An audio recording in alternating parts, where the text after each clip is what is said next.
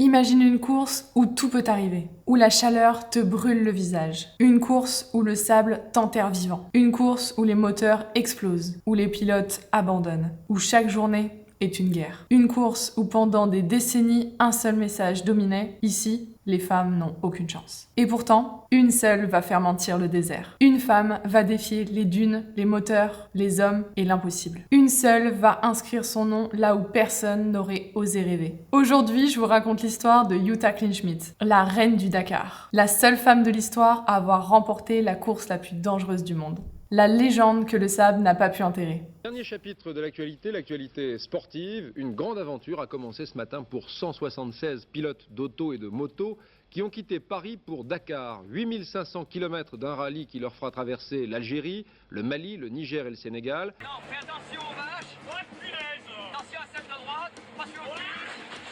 C'est bon. Oh, that's Carlos Sainz. Il consomme la défaite dans l'inconscience et une rage noire. Tu as mal, Pascal? Tenez, je sais plus où c'est. Tout à coup, le Ténéré devient l'enfer et se réveille comme un nouveau Cap Horn. La visibilité passe de 2 km à moins de 10 mètres. Où en est l'équipe Honda maintenant? Il n'y a plus que Robert qui est neveu et les deux filles. Les trois autres sont perdus.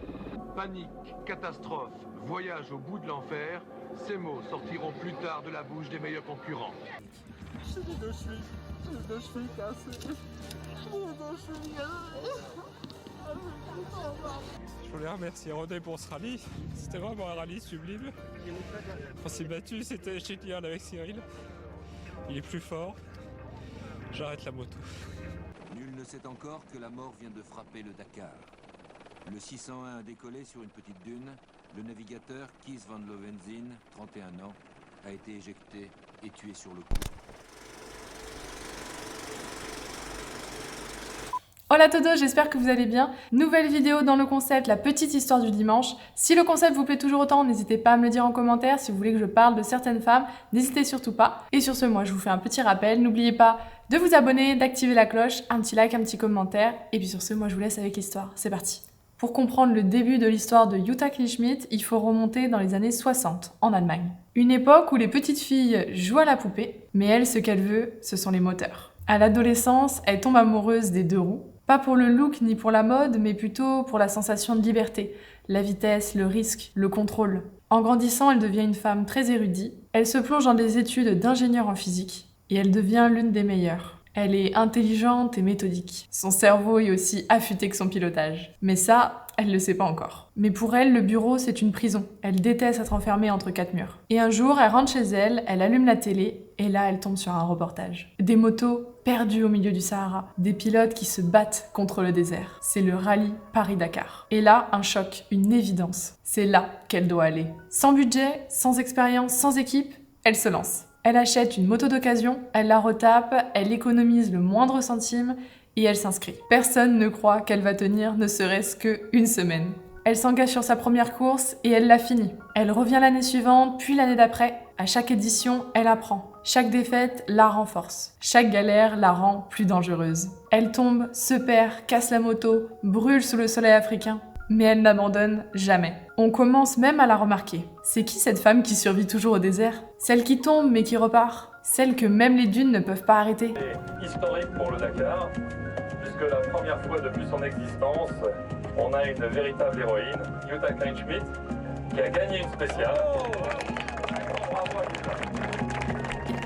Et un jour, un tournant dans sa carrière, elle décide de lâcher les deux roues et de passer aux quatre roues. Une fois passée derrière le volant, elle devient redoutable. Un réel problème pour les leaders. Mais en 2001, tout bascule. Jutta Kleinschmidt sait qu'elle a réellement du potentiel. Alors cette année-là, elle décide de s'inscrire pour un énième Dakar. Mais cette année, elle veut pas seulement finir la course, elle veut la gagner. Ça y est, c'est le départ du Dakar. Les premières étapes passent, elle impose un rythme impressionnant. Elle attaque fort, mais reste toujours propre. Et même les concurrents masculins commencent à comprendre qu'elle est là pour jouer le titre. La course se poursuit et vient les dunes de Mauritanie. On le surnomme le cimetière des rêves. C'est là où les leaders s'enterrent, les moteurs grillent et les nerfs lâchent. Elle avance. Elle lit le sable comme une carte. Elle choisit les bonnes traces et économise la mécanique. Elle s'en sort mieux que tout le monde. Le désert essaie de l'arrêter, mais échoue. Mais le Dakar, c'est pas que du sable, c'est surtout de la gestion de la voiture. Mais aussi les bruits suspects,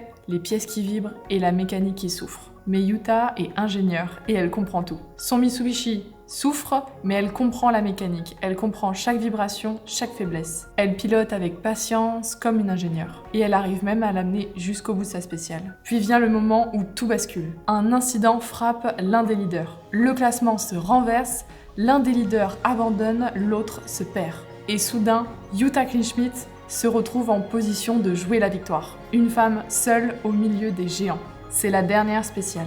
La tension est irréelle. Le monde retient son souffle. Elle attaque avec sang-froid, sans folie et surtout sans peur. Et lorsque la poussière tombe, elle est en tête. Jutta Kleinschmidt remporte le Dakar 2001. La première femme de l'histoire et encore aujourd'hui. Ce n'est pas une victoire symbolique, c'est une victoire méritée. Une victoire de rage, de silence et de talent pur. Ce jour-là, elle ne gagne pas seulement la course, elle gagne le respect du désert et surtout le respect du monde entier. Pour rappel, Jutta Kleinschmidt n'a pas eu une carrière facile. Elle n'est pas née dans une famille aisée, elle n'est pas née pilote ni encore moins championne. Elle a construit sa légende avec son courage, sa tête et surtout sa capacité à se relever encore et encore. On dit que le Dakar n'est pas un endroit pour les femmes et pourtant, elle en a fait le sien. Elle a montré que la poussière n'avait pas de genre et que le courage n'avait pas de sexe. Et que même parfois, le désert choisit une reine. Cette année, nous avons beaucoup de chance parce que normalement, nos voitures le meilleur de cette course, mais maintenant nous sommes là. C'est bien. En tout cas, j'espère que cette petite histoire t'aura plu. N'hésite pas à me dire la prochaine femme dont tu aimerais que je parle en commentaire. On n'oublie pas, on s'abonne, on like, on partage. Et puis moi, je te dis à la prochaine. Bisous!